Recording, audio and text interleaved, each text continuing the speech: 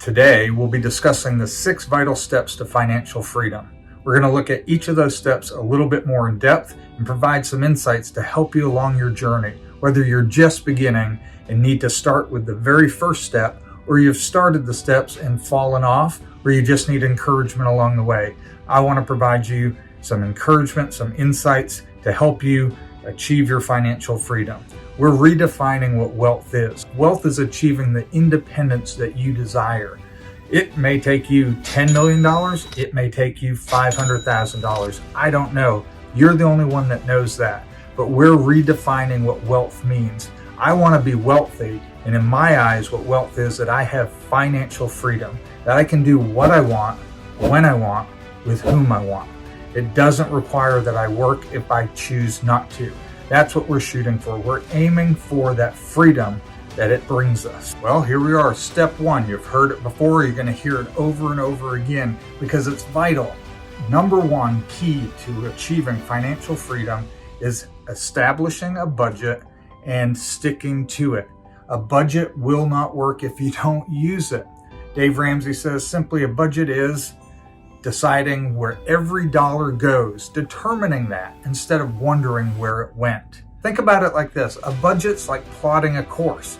I go hiking. I love to hike. When I go backpacking, we plot our course so we know where we're supposed to go and we don't end up lost in the woods. The budget is kind of like this watch I have. I remember one time we were backpacking, we were following the trail, and we got off. The trail kind of disappeared on us. We couldn't find it, and we thought we knew where we were going. We got about 20 yards off. My watch started beeping.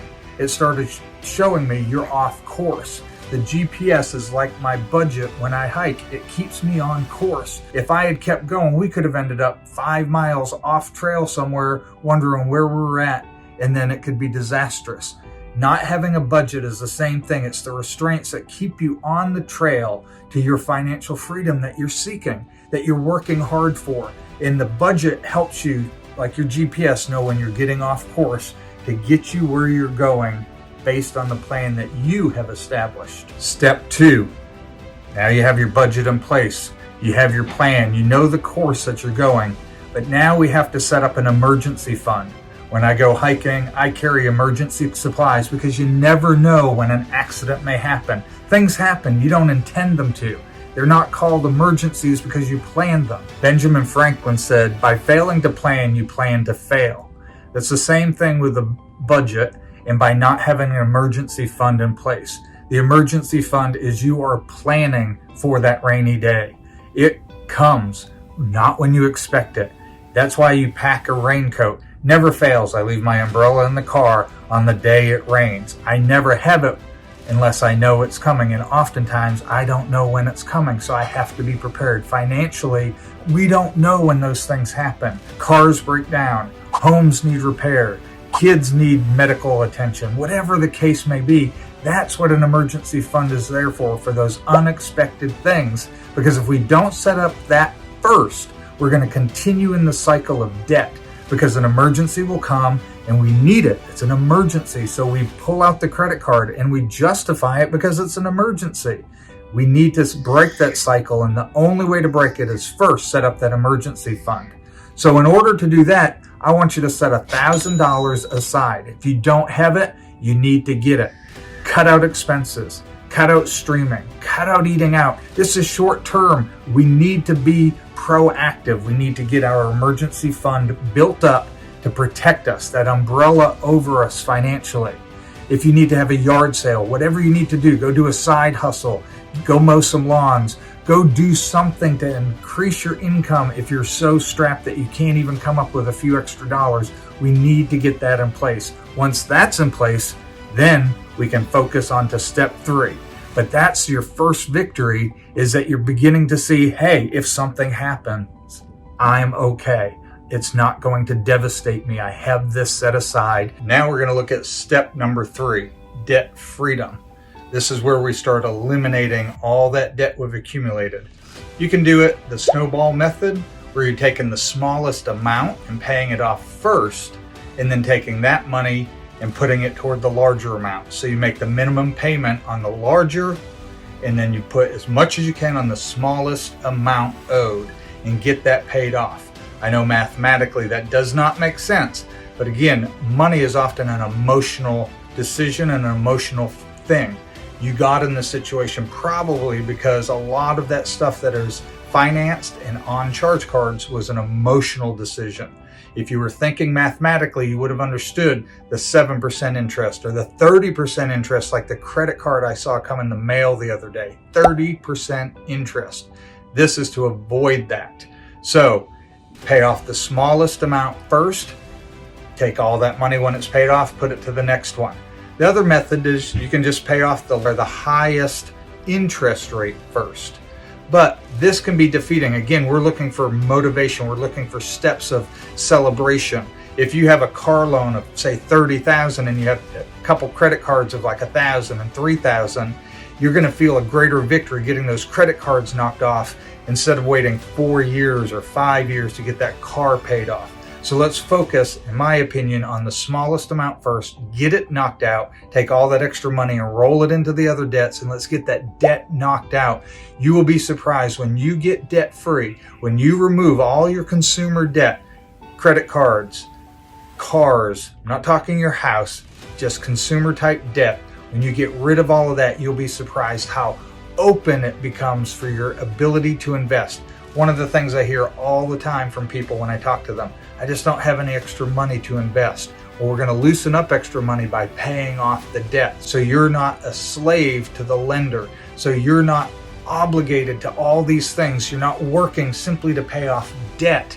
You're working to invest in your future freedom financially. And that's what we're going to focus on. So step 3 is start hitting that financial freedom by paying off all your debt. Now on to step 4. This is where we set up a true emergency fund. This isn't a $1,000 rainy day situation. This is a true 3 to 6 months emergency fund. In case you lose your job or somebody's laid off, something happens where you need to survive without income for a short period of time, that big of an emergency. So we need to set that aside. So now that you've paid off your consumer debt, all that money should roll into putting money into a savings account, a high yield savings account, somewhere accessible. Don't worry about the investment. This isn't an investment pocket. This is simply money that's there in case of an emergency. I just had a friend 2 days ago texted us saying, hey, I just got laid off. Puts them in a tough situation. I understand that. This happens all the time. People lose their jobs. People get sick. Whatever the case may be, this is that cushion. So a couple things to look at in a full emergency fund. If you're single or have a high turnover type job, if you're the sole income earner for your household, any situation that is much less stable, you should have 6 months full cost of living. This isn't 6 months of your paycheck, because remember, you've reduced your debt, you've reduced things, so your cost of living, how much does it take to keep a house, a roof over your head? How much does it take to feed you and your family? How much does it take to get you to and from the job that's providing for you or to where you need to be for your next job? Transportation, the essentials. This isn't, oh, I need 6 months of, well, I'm going to have a vacation, so I need this much extra money in there for this is an emergency. When things get tight, you're living on the basics. This is just to set that cushion in place, and then we can move on to the next step. Step 5 now, we've paid off our debt. We have that emergency fund in place. Now we're focusing on one of the best investments you've made is your house. If you haven't bought a house yet, it's time to start putting some money aside to buy a house. It's one of the best investments that you can have, but we want to get it paid off. So we want to put money aside and start paying that off as quickly as possible. Again, I know there's going to be people who say mathematically it doesn't make sense. It's a 3% interest on my mortgage. I can go ahead and invest that money and I'll be better off. Again, this is not a mathematical issue. This is an emotional thing. And there's no better, greater feeling than going to bed in your house and knowing you owe nobody anything. It's your house. So when that rainy day comes, when you put that 3 to 6 months emergency fund aside, guess what? It doesn't have to be as large because you don't have a mortgage to pay for 3 to 6 months. So you can reduce even that amount because you've reduce your cost of living on a month-to-month basis. It's a freeing feeling. It's a victorious feeling. And then all that money that you've been putting towards your house, now when you get that paid off, you can focus 100% on packing it away into your investments, whether it's your 401k, your traditional Roth IRAs, or my favorite, the HSA, the triple threat to investment. And we'll talk about that one further. So focus on getting your mortgage paid, but simultaneously at this point, you want to start investing. I would recommend about 15% while you're focusing on getting your house paid off. So put 15% into get your match at your 401k, put it into a Roth. We'll get more in detail on what those accounts are and the best way to utilize those, but put aside 15% to start investing in your future. The rest of your money that you've been paying off all that other debt, put that on top of your house and get that thing paid off. Then when your house is paid off, that 15% that you've been investing can jack up to whatever you're putting in there, and you can go on to the next step. And that's where it gets exciting. That's when you start seeing the financial freedom that you've been working for. That's like the journey when I went on a 5-day back trip in Yosemite. And I remember when we got to the destination, that joy, that excitement, we made it, we overcame. One of the best things you can do is get yourself to where you see the destiny you want to get to, and that's financial freedom.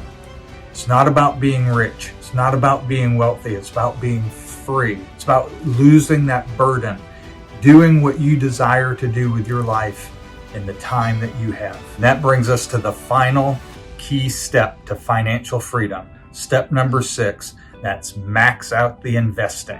This is what we've been working for. This is what we've been sacrificing for. We've been moving the needle kind of in a negative way, removing things from our plate. Now we're piling on our plate. We're at the buffet. We're just throwing on the food. Financially, we're taking everything we have now that we can from all those debts that are gone, all that extra money, it's going into our investments. And that's getting us to where we want to be, that financial freedom. This is the key to getting there, is following the steps to make sure that you are getting to a place where you can start putting as much as possible. And the quicker you get that debt gone, the quicker you can start piling on the investments. Because what happens, a lot of people maybe start early out investing, but they accumulate so much debt. So when they go to retire or they go to be independent financially, their cost of living is so high because they still have a house note. They maybe have 2 car notes. They have consumer debt on credit cards. And so they need such a big nest egg to be able to sustain that and live their life in retirement that's almost seeming insurmountable to people. This way you get all of those things down and your cost of living is reduced, and the amount that you need to put aside has been reduced. But it goes fast. I'm telling you, when you start putting all those max amounts into your retirement accounts, you achieve that financial freedom. I want you to think about that as we close this video. Financial freedom, that's what you're after. Don't get caught up in the consumerism. Don't get caught up in some of these videos that you're seeing that people are trying to hype you up about getting rich. They're flashing their gold. They're flashing their money. They're flashing their Ferraris. They're trying to relay to you that if you do this and that, you can be rich. Wealth is what we're after. Wealth is about how much money you keep. We're looking at keeping the money that we have as much as possible and becoming independent to where we're not relying upon a job or somebody else providing us labor opportunities to be able to pay and feed ourselves and take care of ourselves, that our money is doing the job for us. And we'll look at some other videos. We're going to start getting into investment opportunities, places you can put your money like dividends, where you're getting paid, where your money is paying you on a month-to-month basis, to where that money just comes into your bank account. You don't have to wonder if it's going to be there. It comes in every month. And most of them, if you get good ones, they're increasing month to month. And we'll look at some of those. I want you to redefine what it is to you, what it means to be wealthy, and put that in your head, get that in your mind, get that set to where you have that vision, to where you can work and strive toward that goal of true financial freedom. I appreciate you watching this video and joining me. If you've enjoyed this, if you've gotten anything out of this, I'd appreciate you hitting that subscribe button, Send me a little comment. I would love to hear your comments.